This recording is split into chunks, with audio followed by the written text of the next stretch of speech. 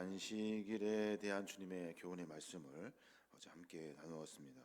안식일에 육신의 기본적인 필요를 충족하는 것은 상관없다. 주님 말씀하신 거고, 또 안식일에는 하나님을 위해서 육신을 해야 한다 하는 것이 주님의 가르침입니다. 오늘은 안식일에 선한 일을 위해서 우리가 해야 할 일들, 하나님의 거룩한 뜻을 이루어 가기 위해서 우리가 해야 할 일들에 대한 이야기를 주님이 또 하셔요. 오늘 마침 거기에 보니까 한쪽 손이 마른 사람이 옵니다. 그때 예수님께서 여러 논쟁 끝에 손 마른 사람을 고쳐 주셔요. 그리고 모든 바리새인과 서기관들 그리고 유대인들이 그 광경을 봅니다. 아, 예수님은 과연 메시아이시구나 라고 생각한 것이 아니라 저자를 죽일 사람이다 라고 이렇게 서로 마음을 굳힙니다. 그 이유는 뭘까요? 그 이유는 다른 거 있지 않겠죠. 저 예수를 통해서 우리의 입지가, 우리의 자리가, 우리의 형편이 모든 것이 다 엉망이 될 것 같으니까 우리 마치 정적을 제거하듯이 예수를 죽이려고 마음을 먹은 거예요. 그러나 주님의 말씀은 계속해서 하나님의 가르침으로 말미암아 인간을 어떤 종교적인 억압에서 해방시키고, 그뿐만이 아니라 우리가 지었던 죄로부터의 해방을 또 만나게 하시고, 또 우리가 아주 무서워하는 이 죽음으로부터의 해방도 주님은 계획하시고 그 일을 차근차근 이루어 가시는 것을 우리가 성경을 통해서 엿볼 수가 있습니다. 오늘 말씀에 보면 포로기 이후에 유대 사회를 지배했던 가장 중요한 사상이 있는데, 그 사상이 뭐냐면 메시아를 기다리는 사상이에요. 구약의 많은 선지자들을 통해서 메시아가 이 땅에 오셔서 우리를 해방시킬 겁니다 하는 이야기를, 그 당시에 400년 동안, 신구약 중간기에 400년 동안 어떤 선지자도 나타나지 않았던 그 순간에 그들이 믿음과 신앙을 지킬 수 있는 유일한 희망이었어요. 메시아를 기다리는 것. 근데 유대인들이 대망하던 메시아는 자기들의 생각이 있었다고요. 다윗의 혈통이 되어야 되고, 또 다윗과 솔로몬 같이 막강한 군력을 자랑하는 그런 힘이 또 있어야 되고, 또 정치적으로 모든 것을 다 지배할 수 있는 절대 권력자여야만 되는 거예요. 그런데 예수 그리스도께서 하시는 일을 보면 메시아 같기도 한데 자기들의 생각과 맞지가 않는 거예요.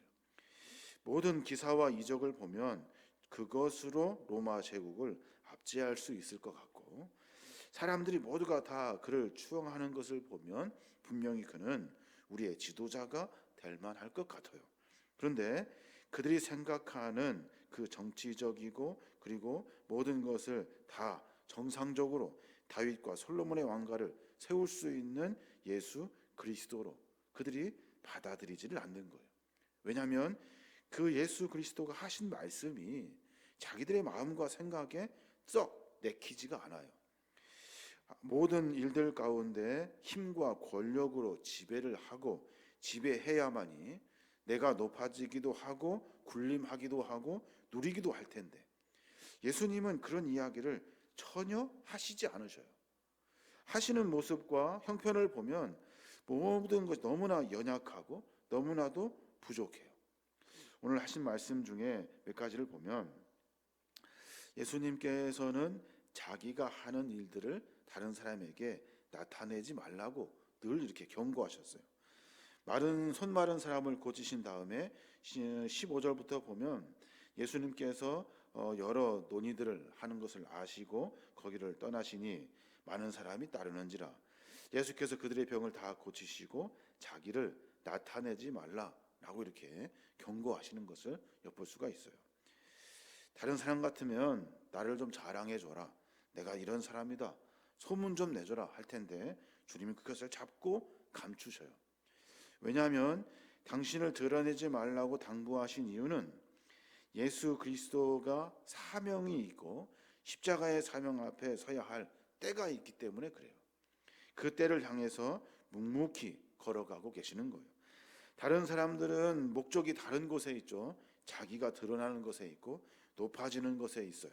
근데 예수님은 하나님의 뜻에 초점이 맞춰져 있어요.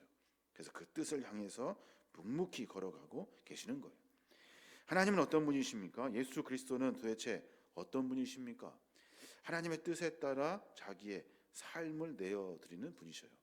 뿐만 아니라 메시아 되시는 예수는 우리에게 굴림의 왕이 아니라, 정치적인 왕이 아니라, 무슨 군대 장관이 아니라 온유와 겸손의 왕으로 우리에게 오신 거예요. 그러니까 앞에 유대인이나 바리새인이나 서기관들과 생각이 맞아지지가 않는 거죠. 19절에 보면 그래요. 그는 다투지도 아니하며 들레지도 아니하리니 아무도 길에서 그 소리를 듣지 못하리라. 이사야서에 있는 말씀을 이렇게 인용해서 하신 말씀이에요. 그는 다투지도 아니하며 들레지도 아니하리니 라고 말해요. 다툰다는 것은 전쟁을 의미하는 말이에요. 서로 막 전쟁에서 칼이 부딪히는 소리죠. 군마와 병과가 막 어울려가지고 뛰어다니는 소리. 들레다 하는 말은 무슨 말이냐면 전쟁터에서 병사들을 부르는 소리예요. 야, 너 일로 가라, 너 절로 가라, 너 앞으로 전진, 뒤로 후진.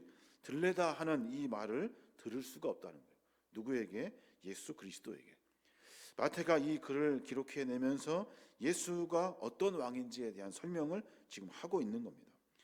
뿐만 아니라 예수님께서는 이사야 53장 2절에 나온 것처럼 그는 주 앞에서 자라나기를 연한 순 같고 마른 땅에서 나온 줄기 같아서 고운 모양도 없고 풍채도 없은즉 우리의 보기에 흠모할 만한 아름다운 것이 없도다 라고 하는 그 예언의 말씀을 마태는 그대로 인용해서 그걸 서술로 하고 있는 거예요. 주님 보시기에 아무것도 어떤 풍채도 모양도 아름다움도 어떤 기세도 그리고 힘의 능력도 만날 수가 없다는 거예요. 예수님은 그것 가지고 세상을 정복하시려고 지배하시려고 하시는 것이 아니라 하나님의 사랑으로 세상을 만들어 가려고 하시는 거예요. 그 당시 팍스 로마의 평화, 로마로 인한 평화. 그러니까 전쟁을 통해서 사람들은 로마의 덕을 만나 평화를 누리고 있다고 생각했어요. 그 로마의 평화가 얼마큼 가겠습니까? 얼마 가지 못했잖아요. 그런데 하나님의 사랑의 평화는 지금까지도 그 사랑이 우리에게 전달되어지고 온 인류를 지배하고 온 인류를 정복하고 온 인류에게 바른 길을 제시해 주셨다는 거예요. 그게 하나님의 사랑이라는 거예요.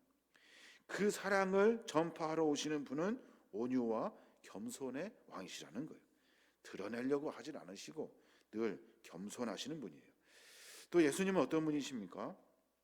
국률과 자비가 풍성하신 분이셔요.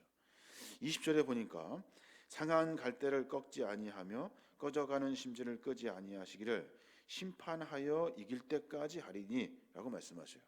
예수님 어떤 분이냐는 거예요. 상한 갈대를 꺾지 아니셔요. 갈대가 힘이 없으면 다 꺾어지잖아요. 그리고 또 그 꺾어진 갈대는 볼품도 없고 쓸데가 없어요. 그런데도 그 갈대가 상했어요. 그런데 그 상한 갈대를 꺾어서 다 걷어내지 아니하시는 분이 주님이시라는 거예요.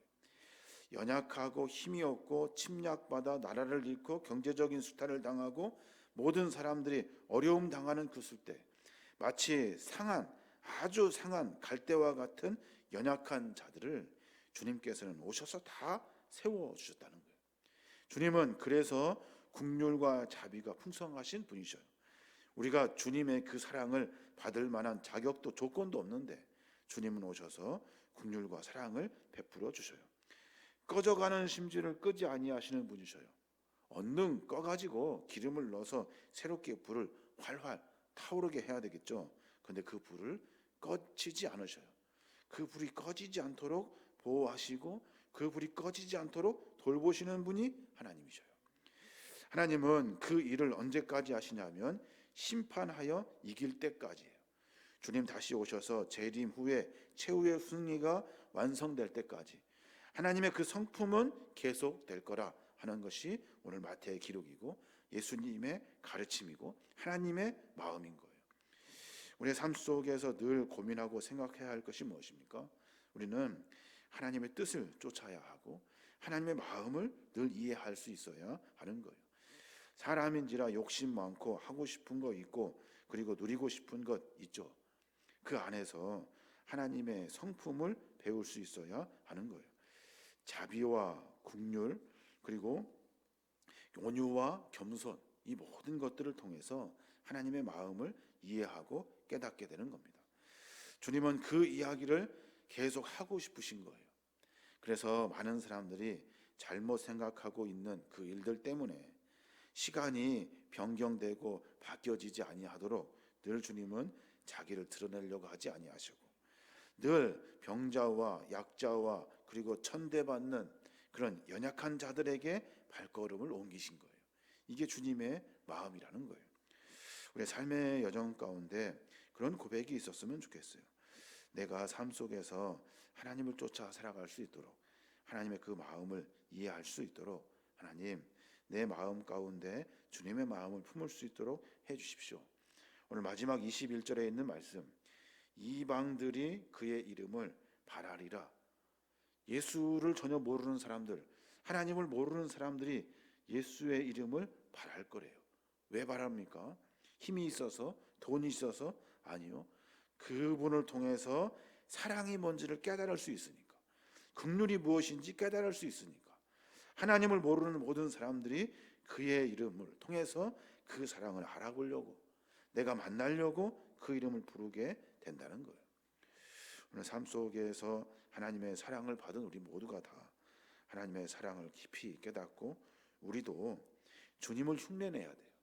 주님을 따라가는 삶을 살아야 돼요. 긍휼과 자비로 매 순간 온유와 겸손으로 삶을 만들어 가야 하는 겁니다. 어려운 일이지만 삶을 다듬어내는 몸부림을 통해서 주님 우리와 가까워질 수 있고 주님의 나라를 우리를 통해서 이루고자 하시는 하나님의 그 뜻을 이루어낼 수 있는 겁니다. 오늘 하루 가운데 그런 고민과 그런 기도로 말미암아 주님의 마음을 깊이 깨닫는 저와 여러분이 되시길 주님의 이름으로 축원합니다.